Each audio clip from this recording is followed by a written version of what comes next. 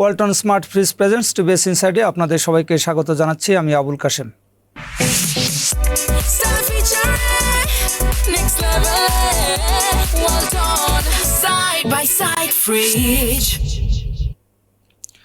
প্রিয় দর্শক, আপনারা জানেন যে আগামীকাল নতুন সরকার দায়িত্ব নিচ্ছে। তার আগে এই গত 1.5 বছরে হাসিনা সরকারের পতনের পর থেকে আমাদের অর্থনীতি তো পুরা দিশেহারা অবস্থা ছিল। আইন শৃঙ্খলা পরিস্থিতি বলতে আসলে তেমন কিছু ছিল না। অনেকটা মপতন্ত্র সারা দেশেই প্রতিষ্ঠা পেয়েছিল। আমাদের বিদ্যুৎ জ্বালানিতে যেরকম উন্নয়নের আশা আমরা করেছিলাম সেটাও হয়নি। আমাদের যদিও ফরেন কারেন্সি রিজার্ভ একটু বেড়েছে, কিন্তু সেটার জন্য আমাদেরকে আসলে অনেক বেশি স্যাক্রিফাইস করতে হচ্ছে। আমরা মূল্যস্ফীতিতে স্যাক্রিফাইস করছি, যেহেতু টাকা এখনও আরও অনেকটা দুর্বল অবস্থাতেই রয়েছে। এরকম অনেক সমস্যার মধ্যে নতুন সরকার দায়িত্ব নিয়ে আসছে। তাদের সামনে অগণিত চ্যালেঞ্জ। তো তার মধ্যেই হচ্ছে গুরুত্বপূর্ণ চ্যালেঞ্জগুলো নিয়ে আজকে টিভিএসে লিড নিউজ প্রকাশিত হয়েছে। নিউজটি করেছেন আমাদের ডেপুটি এডিটর সাজ্জাদুর রহমান ভাই। আমরা তার কাছ থেকে বিস্তারিত জানব। সাজ্জাদ ভাই, আপনাকে স্বাগত জানাচ্ছি। নতুন সরকার আসছে এবং এসেই তারা একটা রমজান পাচ্ছে। আমাদের এখানে সবসময় যখন সরকার থাকতো তখনও কিন্তু তারা অনেক প্রিপারেশন নেওয়ার পরেও বাজার দর নিয়ন্ত্রণে রাখতে পারতো না, কিন্তু এই সরকারের তো আসলে সেই স্কোপটাও কম। রমজান সহ আরও যেসব মেজর চ্যালেঞ্জ আপনারা দেখতে পাচ্ছেন যদি একটু বলেন। কাশেম, ধন্যবাদ আপনাকে। আসলে আমার ফোকাসটা একটু ছিল যে অর্থনৈতিক চ্যালেঞ্জগুলো নিয়ে। তো সেটার মধ্যে ল অ্যান্ড অর্ডারও আছে, বাট তো অর্থনৈতিক চ্যালেঞ্জ নিয়ে আমি যখন ধরেন ব্যবসায়ীদের সাথে আপনার যারা ইন্ডাস্ট্রিয়ালিস্ট এবং ইকোনমিস্ট এদের সঙ্গে কথা বলতেছিলাম, বোঝার চেষ্টা করছিলাম যে আসলে সমস্যাগুলো কি। তো ব্যবসায়ীদের কথা হচ্ছে যে ধরেন যে মেজর সমস্যা হচ্ছে জ্বালানি, এনার্জি, গ্যাস এবং বিদ্যুৎ। আপনি যেখানে টেক্সটাইল মিলে ওনাদের 10 PSI গ্যাস প্রেশার দরকার। হ্যাঁ, PSI হচ্ছে আপনার প্রেশারের ইউনিট যেটা। সো 10 PSI এর জায়গায় তারা পাচ্ছে 2 PSI, মানে তার প্রোডাকশান হচ্ছে যে মানে 25%-এ নেমে আসছে। তো এরকম করলে তো আসলে তার তো ওয়ার্কার আছে, সবার বেতন দিতে হয়, সব কিছুর একটা তো ফিক্সড কস্ট আছে, সেগুলো তো সব কিছু তার ব্যাংক লোন দিতে হচ্ছে, অথচ সে প্রোডাকশন করতে পারতেছে না। 70%, 75%ই করতে পারছে না। তো এইভাবে ধরেন যে তো যেটা হইলে হয় কি, এগুলো এই লেভেলে আপনার ইন্ডাস্ট্রিগুলো আপনার এনার্জি ক্রাইসিস ফেস করছে। ইভেন আপনার বিদ্যুৎ পর্যন্ত আপনি দেখবেন যে এটা এখনও একটু উইন্টারের ভাব আছে, যে এখনও লোকজনের ফ্যান বা এয়ার কন্ডিশন ইউজ করতে হয় না বাসা বাড়িতে। কিন্তু এগুলো যখন আসবে, যখন এই যে খুব তাড়াতাড়ি আপনার ধরেন যে পিক সামার সিজন, অনেক টেম্পারেচার হবে, তো বিদ্যুতের চাহিদা অনেক বাড়বে। তো সেখানে ধরেন যে তখন আসলে এই সমস্যাটা আরও বেশি অ্যাকিউট হবে। ইন্ডাস্ট্রিগুলো দেখা যাবে যে বিদ্যুৎ সেখানে আরও অনেক বেশি লোডশেডিং হবে। অলরেডি এখন লোডশেডিং হচ্ছে, আপনি দেখবেন যে ঢাকাতেও দেখা যাচ্ছে। তো রুরাল অঞ্চলে এই লোডশেডিংটা আরও বেশি। তো এগুলো নিয়ে না এক ধরনের ধরেন যে বড় অনিশ্চয়তা। তো যেটা হচ্ছে যে নতুন সরকার কালকেই গঠন করবে, 2 দিনের মধ্যে রোজা, তারপরে হচ্ছে যে আপনি গরম পড়বে। তো এগুলো নিয়ে আসলে জ্বালানি তো রাতারাতি এটার ওভারনাইট আপনার এটার সলভ করা যাবে না। তো যে কারণে ধরেন যে ইচ্ছা হলে আপনি এলএনজি আনবেন, এলএনজি আনতেও ধরেন যে এটা 1 মাস 2 মাস লাগে। তারপরে স্পট মার্কেটে সেগুলো আছে কিনা, প্রাইস সব কিছু মিলে।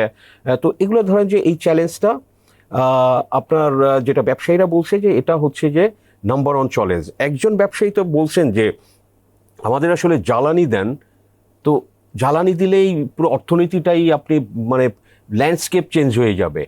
তো কিভাবে সে জ্বালানি দিলে মনে করেন যে নতুন বিনিয়োগ হবে, নতুন বিনিয়োগ হইলে নতুন চাকরি হবে, নতুন চাকরি হইলে ধরেন যে অর্থনীতিতে এক ধরনের চাহিদা তৈরি হয়, কনজাম্পশন তৈরি হয়, ডিমান্ড তৈরি হয়। তো এগুলোর পুরো একটা আপনি মানে এটার স্পিল ওভার ইম্প্যাক্ট অনেক বেশি। হ্যাঁ, আবার জ্বালানিটা না পেলে মনে করেন যে একটা লেভেলে ফ্যাক্টরিগুলো বন্ধ হয়, লোকজন জব লস করে। তো যে কারণে হচ্ছে যে এটা নতুন সরকার আসলে কিভাবে করবেন, তারা নিশ্চয়ই এটা দেখছেন, বা তারা তাদের ইলেকশন ম্যানিফেস্টো বা পরিস্থিতি ডেটা নিয়ে হয়তো তারা কাজ করছে। তারা এটা তাদের প্ল্যান কি, নতুন সরকার আগামীকাল শপথ নেবে, তো তারপরে হয়তো কারা মন্ত্রী হচ্ছেন তাদের সাথে কথা বলে তাদের প্ল্যান পরিকল্পনা জানা যাবে।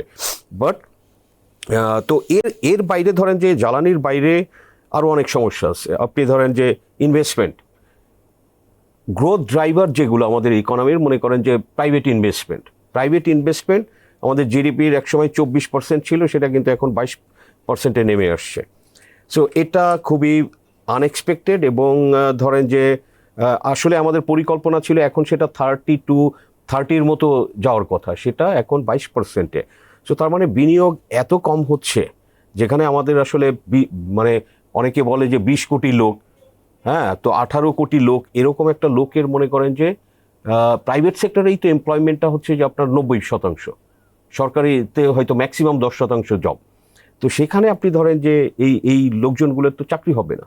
তো এমপ্লয়মেন্ট ক্রিয়েশন, আপনি দেখবেন যে বিএনপির চেয়ারম্যান তারেক রহমান সাহেব কিন্তু বলেছেন, ওনার প্রেস কনফারেন্সেও বলেছেন যে ওনার অন্যতম একটা মানে বড় প্রায়োরিটি হচ্ছে বিনিয়োগ এবং কর্মসংস্থান সৃষ্টি করা।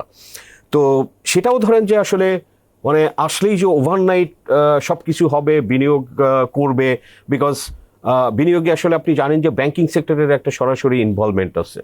যেই ইন্ডাস্ট্রি করুক বা যেই বিনিয়োগই করুক, তারা বড় একটা অংশ লোন নিয়ে থাকে।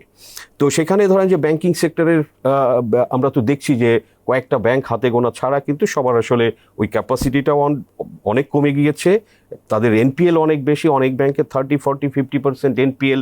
তো এত এনপিএল হইলে আসলে ওই ব্যাংকের আপনি কোনো রকমের সব ক্যাপাসিটি, সক্ষমতাই তারা লুজ করে। তো এগুলো নিয়ে আসলে বাংলাদেশ ব্যাংক কাজ করছে, কিন্তু এগুলো খুব তাড়াতাড়ি যে ইমিডিয়েট 2-4 মাসের মধ্যে এগুলো সমাধান হয়ে যাবে, তো সেটাও আসলে ভেরি আনলাইকলি। আরেকটা বিষয় যদি আপনি বলেন, যে আমরা দেখলাম যে আপনার বক্তব্যের মধ্যে আছে যে প্রাইভেট সেক্টর ইনভেস্টমেন্ট তো এই গত 1.5 বছরে ফল করছে, কর্মসংস্থান হয়নি, কিন্তু গভর্নমেন্ট পাবলিক ইনভেস্টমেন্ট, সরকার যে হচ্ছে ডেভেলপমেন্ট সেক্টরে যে ইনভেস্টমেন্ট করে সেটাও কিন্তু নেই, এবং হচ্ছে কর্মসংস্থান এক্ষেত্রেও হচ্ছে না। এক্স্যাক্টলি, এটা তো আপনার ধরেন এটাও আসলে নতুন সরকারের জন্য চ্যালেঞ্জ হবে। যে আপনি ধরেন যে আমাদের যে আপনি জানেন যে বার্ষিক উন্নয়ন কর্মসূচি এডিপি, তো সেটা কিন্তু গত অর্থ বছর এবং চলতি অর্থ বছরে এটা কিন্তু কয়েক বছরের মধ্যে এগুলো দেখা যাচ্ছে সর্বনিম্ন পর্যায়ে, এবং এটার ইম্প্যাক্টটাও একটা বড়। বাংলাদেশের সিমেন্ট স্টিল সেক্টর আসলে অনেক বেশি বিনিয়োগ করেছে। এটা কিন্তু সরকার যেহেতু মেগা প্রজেক্টস, অনেক মানে ইনফ্রাস্ট্রাকচার, এই সমস্ত পরিকল্পনা ছিল, স্পেশাল ইকোনমিক জোন 100টা, তো সব কিছু মিলিয়ে কিন্তু তারা তারপরে পদ্মা ব্রিজের কারণে ধরেন যে দক্ষিণবঙ্গের যে 21টা জেলায়, তো সেগুলাই অনেক বেশি ইকোনমিক অ্যাক্টিভিটিস হওয়ার কথা। তো এইসব চিন্তা করে কিন্তু আসলে সিমেন্ট স্টিল খাতের ব্যবসায়ীরা কিন্তু হাজার হাজার কোটি টাকা বিনিয়োগ করেছে। তা আপনি গত 2 বছর ধরে যে তারা কি পরিমাণ ক্ষতির মুখে আসছে, যে কোনোভাবে 30-40% ক্যাপাসিটিতে তারা চলছে, এখানে কিন্তু অনেকে জব লস করেছে। তো এই যে তারপরে হচ্ছে যে যারা আপনার ডে লেবারার, যারা দৈনিক যারা মজুরির ভিত্তিতে, আপনি দেখবেন যে আমাদের গ্রাম অঞ্চলের লোক তো তাই করে, কৃষি তো থাকে 3 মাস 6 মাস, তো তারপরে কিন্তু অনেকে কিন্তু আসলে এই ধরনের আপনি দৈনিক মজুরি ভিত্তিক কাজের, রাস্তা হচ্ছে, ব্রিজ হচ্ছে, একটা হসপিটাল হচ্ছে, স্কুল হচ্ছে, তো এগুলোতে প্রচুর লেবার লাগে। তো এগুলো এদেরও কিন্তু চাকরিটা এত কমে গিয়েছে, তো এটা কিন্তু একটা আপনার গ্রামীণ অর্থনীতিতেও একটা এর একটা নেতিবাচক প্রভাব কিন্তু ফেলতেছে। তো এগুলোও আসলে এসে আপনার বুস্ট আপ করা গভর্নমেন্টের, আপনি আমাদের তো রেভিনিউটা অনেক কম, রেভিনিউ যেহেতু অনেক কম, তো সরকারের কিন্তু যে ইচ্ছা করলে বেশি ব্যয় করবে সেই সক্ষমতাটাও কিন্তু আসলে অনেক সীমিত। তো এটারও একটা আসলে প্রভাব, এবং রিভাইভ করা খুব পরবর্তী সরকারের জন্য একটা বড় চ্যালেঞ্জ। আপনার কাছ থেকে আমরা চ্যালেঞ্জগুলি জানলাম। এখন আমাদের ব্যবসায়ী বা এক্সপার্টরা আসলে এখান থেকে ওয়ে ফরওয়ার্ড কি দেখাচ্ছে, যে নতুন সরকার আসলে এসব চ্যালেঞ্জ মোকাবেলা করার জন্য কি কি করতে পারে, বা শুরুর দিকেই তাদের কোন দিকে? এই যে নাম্বার 1 চ্যালেঞ্জ, যেমন যেটা বলছিলাম যে আপনার জ্বালানি সরবরাহ, বিদ্যুৎ এবং গ্যাস, ধরেন যে এটা নিয়েই তাদের কথা হচ্ছে যে এটা নিয়ে একটা বড় আপনার প্ল্যান করতে হবে। যেহেতু আমাদের আমদানি নির্ভর, আমাদের এটার আপনি ইচ্ছা করলেই যে কালকে আমি আমার ডোমেস্টিক সোর্স থেকে আমার গ্যাস আসবে বা তেল আসবে, এরকম তো কোনো সম্ভাবনা নাই। গ্যাস আসলে সেটা অনেক আপনার ইনভেস্ট করতে হবে এবং এটা সময় লাগবে। তো এখানে যদি ধরেন যে এই যে আমাদের শিল্পকে বাঁচিয়ে রাখতে হয়, আপনি জানেন যে টেক্সটাইল, এগুলো রিলেটেড আমাদের রপ্তানির 85% আসে এগুলো থেকে। আপনি এর বাইরেও ধরেন যে যেটা হচ্ছে যে লেদার, ফুটওয়্যার, তো এগুলো তো অনেক ধরেন যে জ্বালানি দরকার হয়। তো সব কিছু মিলিয়ে কিন্তু আপনি জ্বালানিটা সরবরাহ না করতে পারলে এই আমাদের ইভেন রপ্তানিটাও ব্যাহত হতে পারে এবং আপনার বিদেশি বিনিয়োগ আসবে না। তো আমরা সবাই বিদেশি বিনিয়োগ চাই। একজন আসলে ব্যবসায়ী বলছিলেন যে চায়না থেকে অনেকে যোগাযোগ করে বাংলাদেশে, কিন্তু আমি বলি যে এখন তোমরা এসো না, বিকজ আসলে তো তোমার তো গ্যাস বিদ্যুৎ দিতে পারবে না। তুমি বলে যে আমি একজন এনে যদি তার ট্রাবলের মধ্যে ফেলি, তো সে তো ভাই আমার ভুল ভাববে। তো যে কারণে এটা বলছি। তো দেখেন, আপনি এই এনার্জিটা সাপ্লাই না দিলে আপনি কোনো এফডিআইও পাবেন না। তো যে কারণে আসলে এটা নিয়ে কি মাস্টার প্ল্যান করে সরকার, তাদের পরিকল্পনা, এটা হবে হচ্ছে যে তাদের ধরেন যে one of the top priority. এটা হচ্ছে যে ব্যবসায়ীরা সেটা চায়।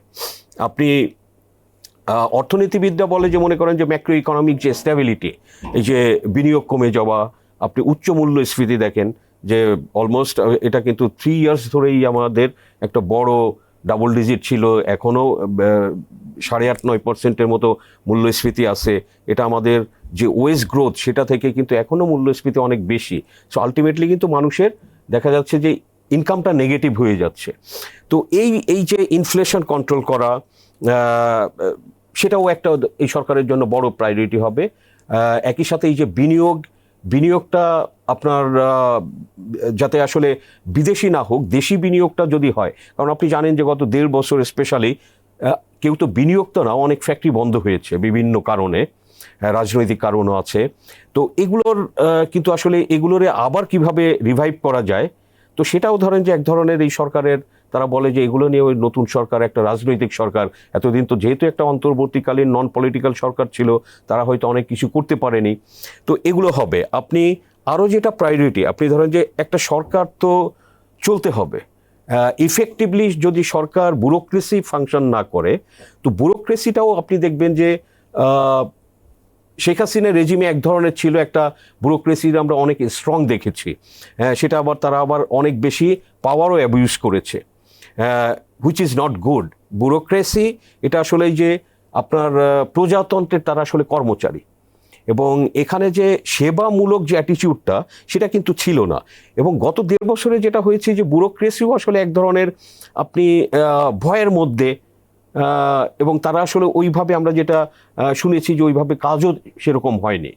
তো এই ব্যুরোক্রেসি যদি আপনি প্রপার ফাংশনাল না হয়, সেটা যে কোনো সরকারের জন্য কিন্তু একটা বড় চ্যালেঞ্জ হবে। তো এটারে আসলে আপনি কিভাবে রিভাইভ করবেন, তো এটা একটা সরকারের হচ্ছে যে শুড বি টপ প্রায়োরিটি। এবং লাস্ট আপনার যে পয়েন্টটা বলতে পারি, যে ধরেন যে আমাদের যে কর্মসংস্থান, আপনি জানেন যে শেখ হাসিনার পতনের আন্দোলনটাই সূত্র হয়েছিল আসলে কাজের সুযোগ সুবিধা নিয়ে। কোটা, তারা চাকরি পায় না, হ্যাঁ, সরকারি চাকরি পায় না, সো প্রাইভেটে চাকরি নাই, এগুলোই ছিল আসলে ক্ষোভের প্রধান কারণ। তো সেটা তো চলে যায় নাই, বরং গত 1.5 বছরে আরও এটা আপনি অ্যাকিউট হয়েছে, আরও বেশি সিরিয়াস, বিকজ নতুন বিনিয়োগ হয় নাই, নতুন কোনো কর্মসংস্থান হয় নাই, বরং 200-250 গার্মেন্টস ফ্যাক্টরি বন্ধ হয়েছে, এই স্টিল সিমেন্ট আন্ডার ক্যাপাসিটিতে চলছে। তো স্বাভাবিকভাবে আপনি মালিকরা তো এইখানে জব কাট করেছে সব লেভেলে, এবং সেটা ওয়ার্ল্ড ব্যাংকের রিপোর্টেও আছে। নভেম্বর 2025 ওয়ার্ল্ড ব্যাংকে একটি রিপোর্ট পাবলিশ করেছিল বাংলাদেশের পোভার্টি আনএমপ্লয়মেন্ট সিচুয়েশন নিয়ে। তো সেখানে তারা বলেছে 23 এবং 24 সালে বাংলাদেশে 20 লক্ষ লোক বেকার হয়েছে নতুন করে। আমাদের কিন্তু নতুন করে প্রায় 25 লাখ লোক আপনার ওয়ার্কফোর্সে ঢোকে এভরি ইয়ার। হ্যাঁ, তো এর সাথে যদি মনে করেন যে আরও 20-22 লাখ জয়েন করে, তাহলে আপনি ধরেন যে নাম্বারটা কত হয়ে যায়, যে 1 বছরেই 1/2 কোটি লোক। তারপরে আপনার ধরেন যে পোভার্টি রেটও আমাদের বেড়েছে। ইন্টারেস্টিং, এটা একটা সারপ্রাইজিং যে ধরেন যে বাংলাদেশের আপনি যদি বলেন যে গত 2 দশক 3 দশকের সফলতা, আমাদের কিন্তু পোভার্টি রেটটা অনেক কমিয়ে আনা। 2005-এর দিকে যেটা 50% ছিল, সেটা কিন্তু আমাদের 20-এর নিচে এসেছিল 18%, সেটা কিন্তু এখন আবার এটা 21% হয়েছে। তো এগুলো কিন্তু আসলে তো বোঝা যায় যে দেশের মানুষ ভালো নাই। সো নতুন সরকারের জন্য আসলে অনেক অনেক বেশি চ্যালেঞ্জ। ইমিডিয়েট চ্যালেঞ্জ হচ্ছে যে আপনি রোজার বাজার মূল্য, যেটা নিয়ে প্রতি বছর একটা হাউকাও হয়, তো সেটা কিন্তু একটা ইমিডিয়েট চ্যালেঞ্জ হবে এই সরকারের শপথ নেওয়ার 1-2 দিনের মধ্যে। হ্যাঁ, তো এটা একটা, তো সবকিছু মিলে আমি মনে করি যে সরকারের পরিকল্পনা আছে তাদের, সোফার আমরা যেটা দেখেছি নিশ্চয়ই তাদের পরিকল্পনা আছে, তারা সেভাবে কাজ করবে। বাট একজন অর্থনীতিবিদ বলেছেন, এটা বলে শেষ করি আমি, যে আসলে এই সমাধানগুলো আসলে আপনার কোনো কিছু ওভারনাইট হবে না। ইট টেক্স, আপনি ধরেন যে অ্যারাউন্ড 2 years টাইম এরকমের সময় লাগবে। But morning shows the days, plan পরিকল্পনা তো থাকতে হবে। আমাদের পরিকল্পনার সবসময় অভাব থাকে, আমরা অ্যাডহক বেসিসে কাজ করি। সো এটা যে একটা লং টার্ম পরিকল্পনা থাকতে হবে। শেখ হাসিনা, আপনি জানেন যে জ্বালানি সেক্টরে হাজার হাজার কোটি টাকা সে বিনিয়োগ করেছে, টানা 15 বছর ক্ষমতায় থেকেছে, কিন্তু সে কিন্তু আমাদের জ্বালানি নিরাপত্তাটা দিতে পারে নাই। এটা আমি মনে করি যে ওই সরকারের একটা বড় ব্যর্থতা। এটা এখন কিন্তু দেশকে সেটা ভোগাচ্ছে, অর্থনীতিকে ভোগাচ্ছে। ধন্যবাদ আপনাকে। প্রিয় দর্শক, আমরা সাজ্জাদ ভাইয়ের কাছ থেকে বিস্তারিত জানলাম যে সরকারের আসলে অনেকগুলি চ্যালেঞ্জ আছে। এর সাথে এই নতুন সরকারে যারা আসছে বিএনপি, তারা তাদের নির্বাচনী ইশতেহারে ভোটের মাঠের জনসভায় অনেক ধরনের প্রতিশ্রুতি দিয়েছেন মানুষকে, এবং মানুষ কিন্তু সেসব প্রতিশ্রুতি বিশ্বাস করে তাদেরকে ভোট দিয়েছে। সেই প্রতিশ্রুতিগুলি বাস্তবায়ন করাও আগামী সরকারের জন্য একটা চ্যালেঞ্জ হবে। আমরা আশা করব যে সরকার স্বচ্ছতার সঙ্গে দুর্নীতি রোধ করে আমরা জনগণ যে করের টাকাটা দিচ্ছে সেটা সত্যিকার অর্থে দেশের শিল্প বাণিজ্য এবং মানুষের ভাগ্য উন্নয়নে ব্যয় করবে, এটা আমাদের প্রত্যাশা, এবং সেই জন্য উপযুক্ত প্ল্যানটা তারা তৈরি করবে। আমাদের শো ভালো লাগলে আপনারা লাইক করবেন, শেয়ার করবেন। সবাইকে ধন্যবাদ।